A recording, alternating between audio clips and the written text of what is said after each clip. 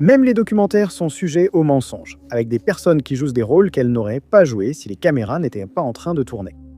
C'est cette persona qui obscurcit la vérité, et c'est pourquoi certains documentaristes ont choisi de dépasser les limites conventionnelles du cinéma, et ont utilisé des méthodes secrètes pour révéler un monde caché qui serait autrement resté inaccessible. Numéro 10. Le sans-abrisme, en augmentation chaque année, a été documenté pour la première fois en Amérique dans les années 1640, lorsque les pauvres errants et les vagabonds sont apparus dans le lexique. Dans les années 1830, ces termes ont été remplacés par un autre qui englobait un concept plus large, sans-abri.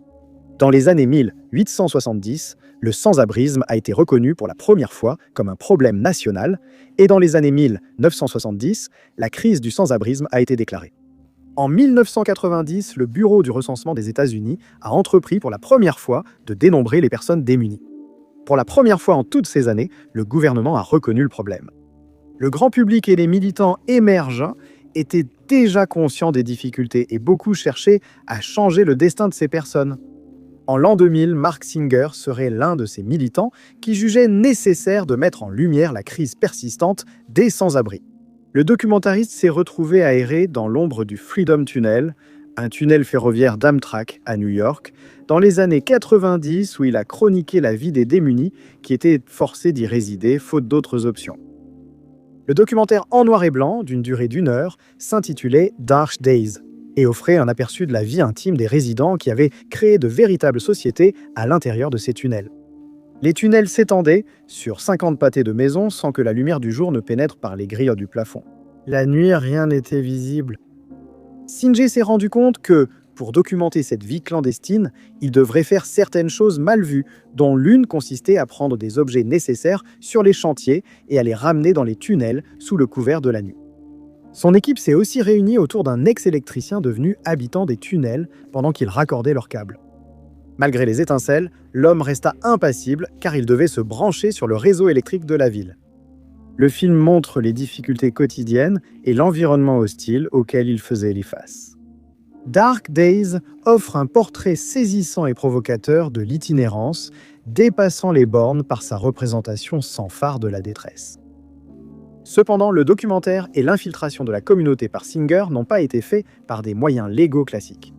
Pour créer assez d'éclairage pour filmer la vie dans le tunnel, il a installé des branchements électriques illégaux. Singer et ses amis pénétraient aussi illégalement sur la propriété du chemin de fer. Lui et son équipe ont construit des chariots qui circulaient sur les voies ferrées actives, et ils n'avaient pas les autorisations nécessaires pour leur permettre de faire cela. La légalité de l'opération a atteint son paroxysme lorsqu'Amtrak a commencé un projet de déviation pour découvrir qu'une centaine de personnes y vivaient. La communauté et Singer ont ensuite été expulsés. Quelques années plus tard, le film Dark Days était prêt, et en 2000, il a été présenté au public. Au lieu d'être accueilli avec prudence, le film a catalysé le changement social, surtout en sensibilisant. Le documentaire se conclut par l'apparition d'une structure recouverte de contreplaqué. Il a ensuite été suggéré que la Coalition for the Homeless ait réussi à obtenir 40 bons pour les 100 personnes, plus ou moins, vivant dans les tunnels. Les scènes finales montraient des discussions de personnes redevenues sans abri, évoquant leurs rêves dans de nouveaux logements fournis par le gouvernement et leurs futurs projets d'entreprise. Numéro 9. Avant que le journaliste David Farrier ne sorte son documentaire qui a lancé sa carrière, Tickled, en 2016, le reste du monde n'avait aucune connaissance de cette communauté clandestine et troublante, obsédée par l'acte apparemment anodin de chatouiller. À première vue, il semble que tout le concept repose sur un véritable sport d'endurance. Le jeu de chatouille était principalement proposé aux hommes, souvent des athlètes ou des militaires, qui cherchaient à gagner rapidement un peu d'argent. Mais les caméras cachées et le journalisme d'investigation de Farrier ont montré que le sport promu par Jane O'Brien Media cachait en réalité bien pire. Le documentaire Tickled commence sur un ton léger, mais à mesure que Farrier s'enfonce dans la sous-culture étrange des chatouilles, il découvre un univers fondé sur l'exploitation et la coercition. Au lieu de cela, ce soi-disant sport s'apparente davantage à un fétichisme d'endurance et à une pratique abusive. Dans sa quête d'histoires insolites et étranges en tant que journaliste télé, Farrier tombe sur une étrange vidéo de chatouille en ligne, présentée comme une épreuve d'endurance, promue comme un sport pour de jeunes hommes athlétiques qui sont attachés et se chatouillent les uns les autres. Amusé par le concept, il commence à enquêter sur l'histoire et demande une interview avec le producteur de la vidéo. Mais il reçoit une réponse agressive, ce qui le pousse à s'associer avec Dylan Reeve, un producteur de télévision, afin de décortiquer les coulisses de ce mystérieux univers des chatouilles. Les deux ont publié plusieurs articles sur l'évolution de l'histoire, mais ont reçu des menaces juridiques de Jane O'Brien Media. L'interaction entre les documentaristes et les représentants juridiques est d'abord cordiale, mais la situation change rapidement lorsqu'un des représentants se rend compte que l'échange est enregistré. La tactique d'abord amicale devient de l'intimidation quand ils cherchent à contraindre les journalistes à abandonner le projet. Après s'être vu refuser l'accès à un lieu de tournage, Reeve et Farié se sont tournés vers d'anciens participants du sport de Chatouille-Salas. Leurs découvertes lors de ces entretiens ont profondément troublé les spectateurs. Selon les anciens participants, les producteurs étaient extrêmement manipulateurs et coercitifs. Si l'un des participants menaçait de révéler leur comportement abusif, la société exposait alors leurs informations personnelles et contactait même leurs proches afin de les discréditer.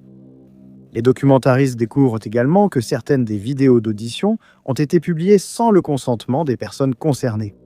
À cause de ces tactiques d'intimidation et de manipulation visant à faire taire ceux qui osaient parler, de nombreux éléments de Tickled ont été tournés en secret.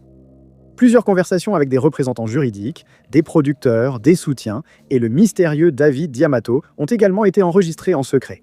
Et beaucoup de ces enregistrements ont été intégrés dans le documentaire, révélant ainsi une supercherie abusive et exploitante. Même les remarques officieuses n'ont pas été gardées confidentielles. À travers ces démarches secrètes, un monde d'abus et de tromperies est révélé. Farié apprend qu'on avait dit à des participants que les vidéos serviraient à la recherche militaire, mais découvrent ensuite que leur contenu a été vendu en ligne contre leur volonté, montrant une scène à caractère sexuel plutôt que sportive. À la fin du film et de sa suite, The Tickle King, il est devenu évident que derrière tous ces abus se trouvait Diamato, qui aurait un comportement de ce genre depuis plus d'une décennie. Il aurait ciblé de jeunes hommes de manière similaire par le passé, ce qui a finalement conduit à une condamnation. En raison des enregistrements secrets et de la publication ultérieure de l'enquête, Diamato a intenté une action en justice contre les réalisateurs, principalement pour diffamation et, ironiquement, pour avoir publié des documents concernant l'entité sans autorisation. Cependant, les poursuites en fait idée n'ont pas découragé Farié et ont au contraire joué un rôle clé dans le film suivant, exposant les tactiques de harcèlement ciblé et d'intimidation révélées dans Tickled. Numéro 8. C'est en 1948 que la plus grande institution au monde pour personnes ayant un handicap développemental a commencé à fonctionner. C'était le Willowbrook State School, institution publique accueillant et traitant adultes et enfants avec une déficience intellectuelle. L'établissement s'élevait dans le quartier de Willowbrook à Staten Island, New York, et était conçu pour accueillir une population de 4000 personnes. Mais en 1965, le bâtiment servait de résidence à près de 6000 personnes. Des rumeurs circulaient sur les conditions prétendues horribles de l'école. On disait qu'il était surpeuplé, sale et un foyer d'hépatite, et ce n'était pas au sens figuré. Il s'avère que des chercheurs médicaux menèrent des recherches sur la maladie et ses effets à Willowbrook. Suite à l'indignation du public, les expérimentations ont cessé, et ces conditions ont poussé le sénateur américain Robert F. Kennedy à le qualifier de faux-serpent. Ce n'est qu'en 1972 que l'école d'État de Willowbrook allait vraiment devenir tristement célèbre. C'est le journaliste d'investigation Geraldo Rivera qui a infiltré l'institution avec son documentaire révélateur Willowbrook, la dernière grande honte, un reportage choc sur les abus et les conditions honteuses. Guidé par le lanceur d'alerte, le docteur Michael Wilkins, Rivera et son équipe de tournage ont obtenu un accès secret et inopiné à l'établissement. Wilkins leur a permis d'entrer avec sa clé, aidé aussi par un autre médecin lanceur d'alerte, le docteur William Bronston. La venue surprise de l'équipe était une manœuvre tactique. Comme les administrateurs de l'établissement ignoraient qu'ils allaient être filmés et visités par des personnes extérieures, ils n'ont pas eu le temps de dissimuler la réalité quotidienne de la vie à l'intérieur de Willowbrook. Rivera et l'équipe ont fait passer des caméras jusqu'au bâtiment 6, réputé être la pire zone, tristement célèbre pour ses conditions de surpopulation, sa saleté et même le manque de vêtements pour certains résidents. Avec les caméras en marche, ils ont capturé des scènes choquantes qui mettaient en évidence le niveau abject de négligence présent dans l'établissement. Des patients atteints de handicap grave étaient laissés sans surveillance, vivant dans la saleté, nus, entassés et soumis à des conditions abusives. Rivera et l'équipe ont quitté l'établissement quelques heures plus tard, horrifiés, dégoûtés et indignés. Le 2 février 1972, Willowbrook, la dernière honte, a été diffusé et cela a provoqué un tollé mondial.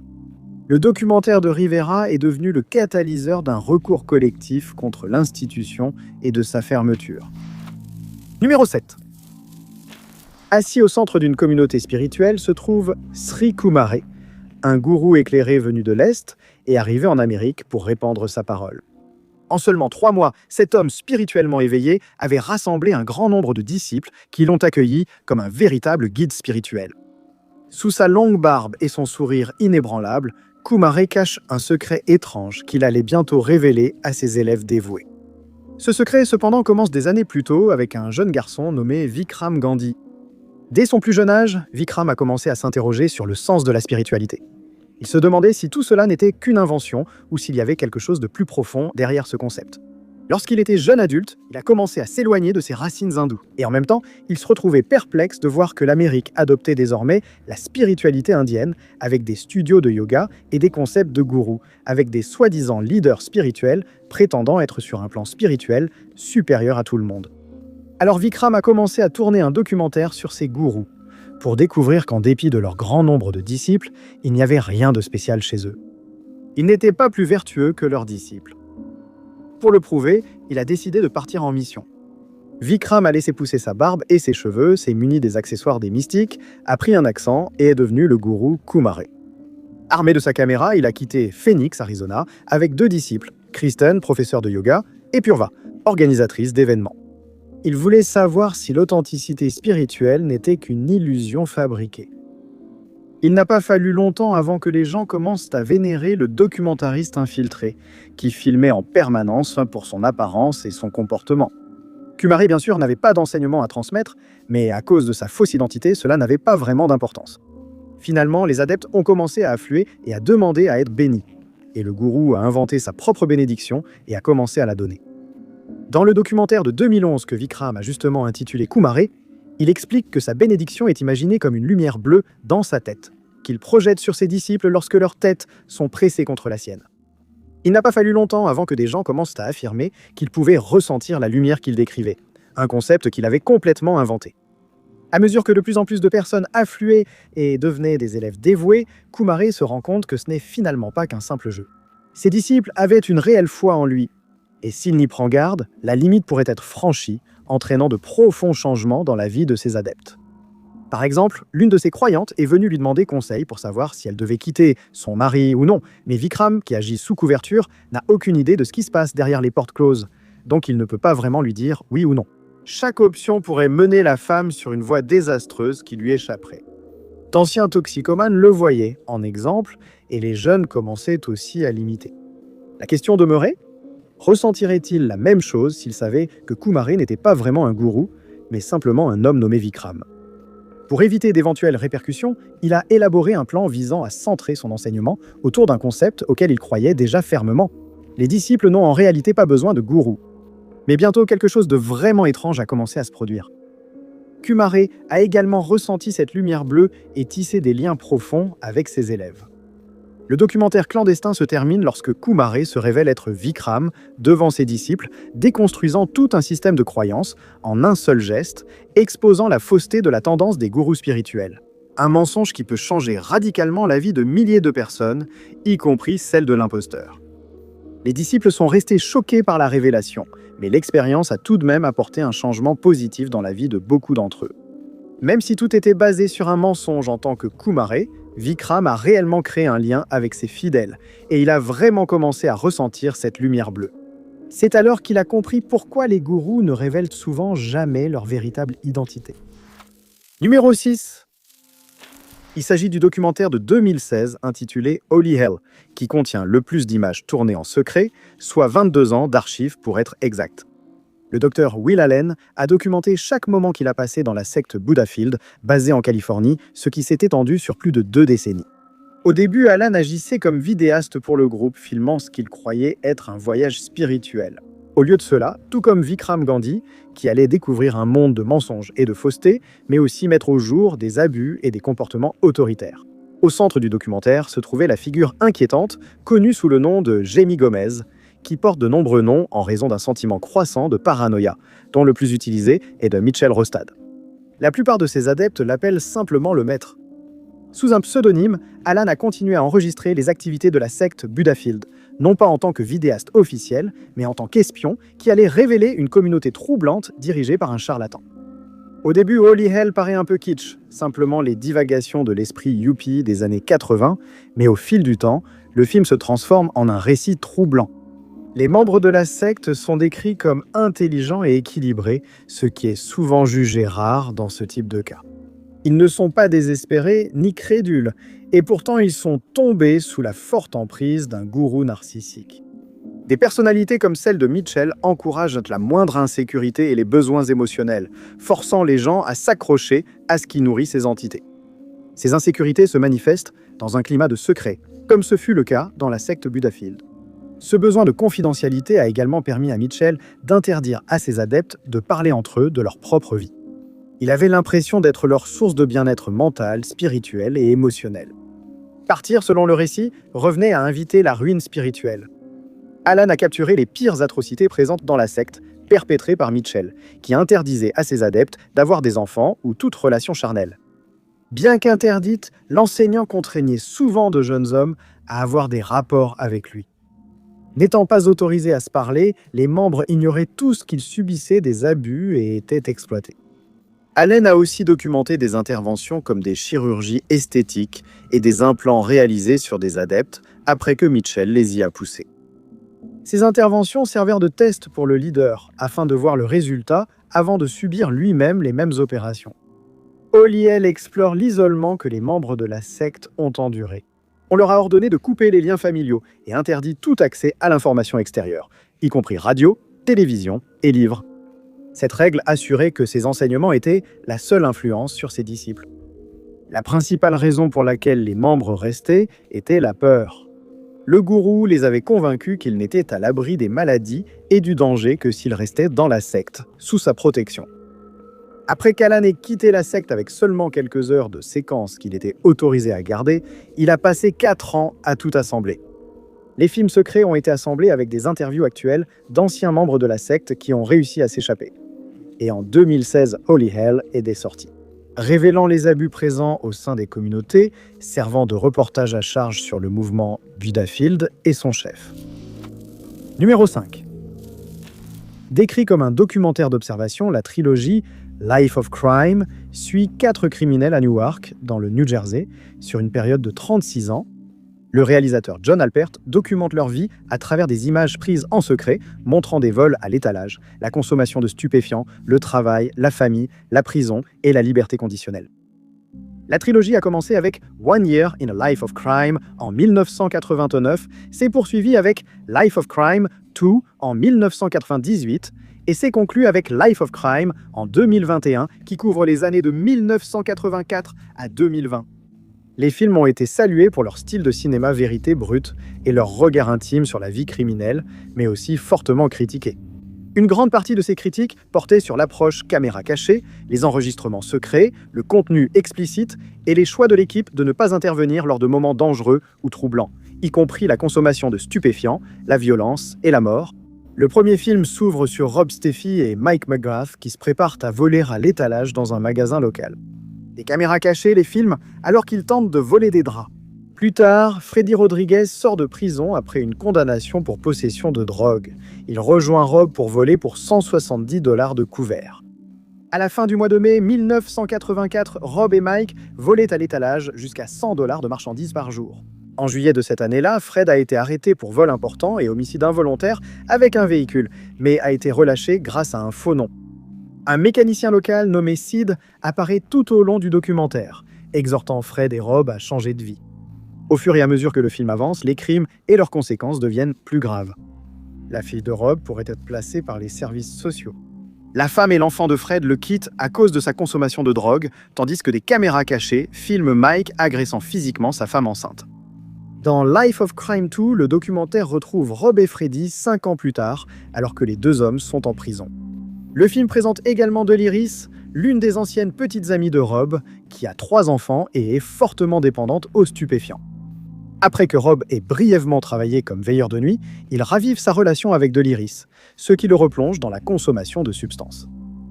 Freddy est ensuite libéré de prison, rechute et finit par être testé positif au VIH. Dans une autre scène troublante, Deleuze laisse ses enfants dans la rue pour retrouver Rob.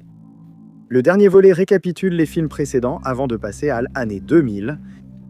Freddy est en prison, Rob purge une peine à la Southwood State Prison et Delirice est en prison de comté.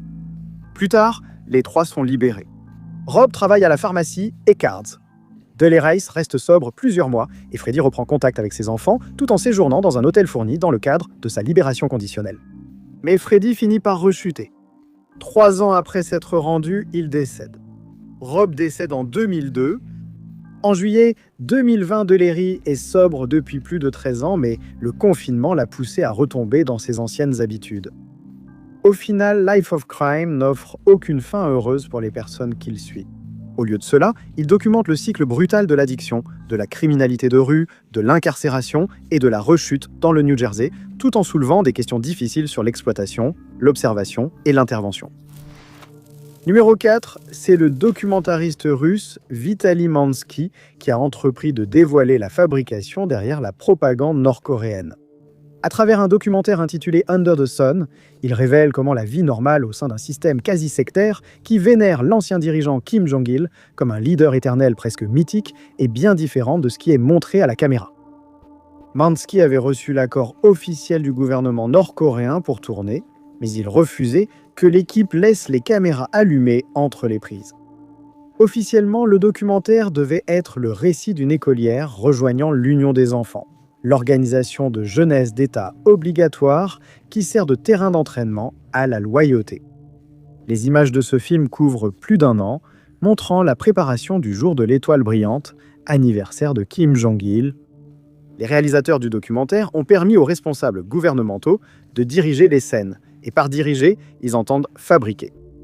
En laissant les caméras tourner entre les prises, Mansky dévoile les répétitions et l'artificialité.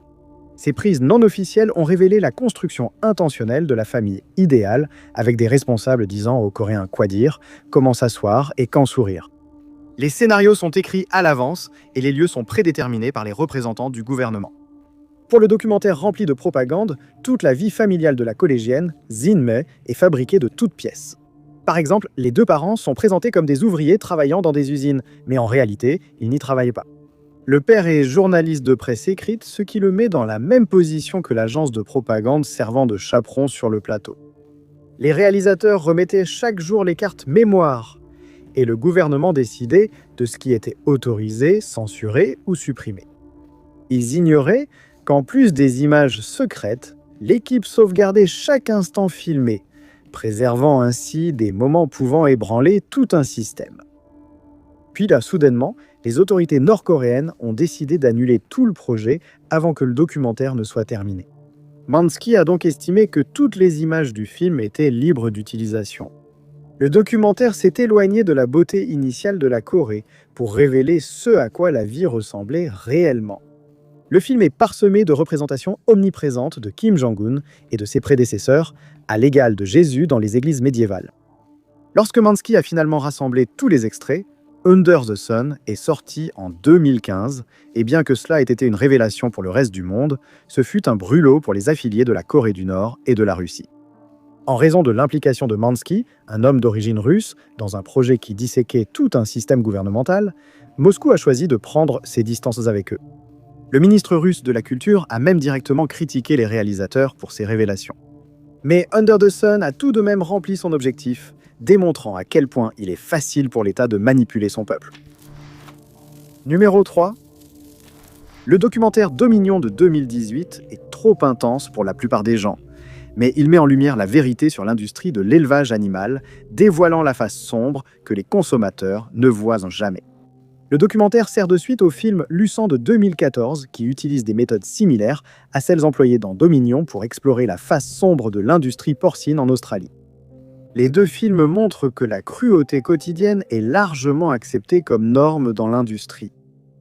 Grâce à des centaines d'heures d'images de caméras cachées et de drones, la brutalité du système des abattoirs est révélée. Cela ne concerne pas seulement les méthodes inhumaines d'abattage du bétail, mais aussi les abus et la négligence subis par les animaux au cours des mois précédant leur mort.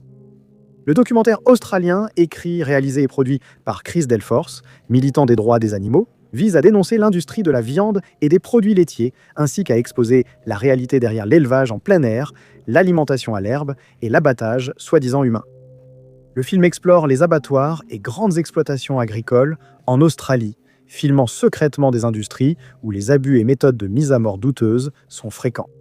Le broyage à vif, l'écorchage à vif et les chambres à gaz surgissent de façon choquante dans le film.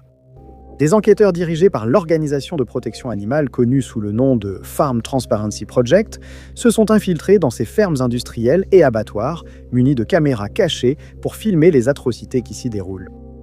Dominion va également au-delà du secteur de la viande et infiltre les fermes et lieux d'élevage où des animaux comme les renards et les lapins sont élevés, gardés dans des conditions négligées, puis tués cruellement pour en faire des vêtements. L'équipe de tournage filme en secret l'industrie du divertissement animalier, exposant des méthodes abusives d'entraînement forçant la soumission des animaux sauvages. L'industrie de la recherche médicale est également abordée, montrant des tests inutiles sur un large éventail d'animaux, y compris des chiens, alors même que 95% des essais de médicaments réussis sur les animaux échouent lors des essais sur l'homme.